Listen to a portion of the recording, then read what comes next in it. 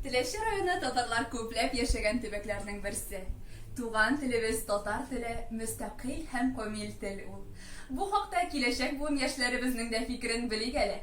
Минем әңгәмәдәшем Диана Рахматуллина. Бүгенге көн яшьләре татар телендә сөйләшүне кирәк дип саныймы?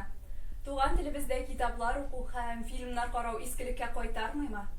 Зәңгәр экраннарда күпчелек очракта тапшырулар барысы да урыс телендә алып барыла. Татар телендә сөйләшү бик сирәк күренеш.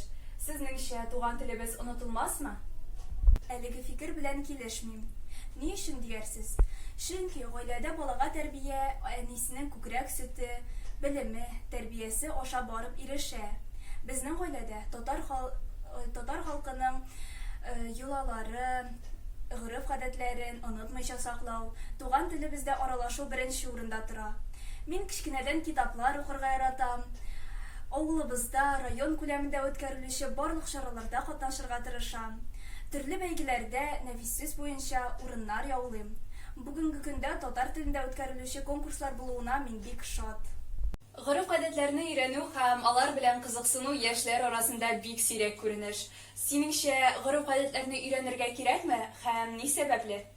Татар халкының сөекле улы яки кызы булу өчен аның гореф-гадәтләрен, җыр-моңнарын, күп гасырлык тарихын, әхлак, тәрбия тәртипләрен белү мөһим.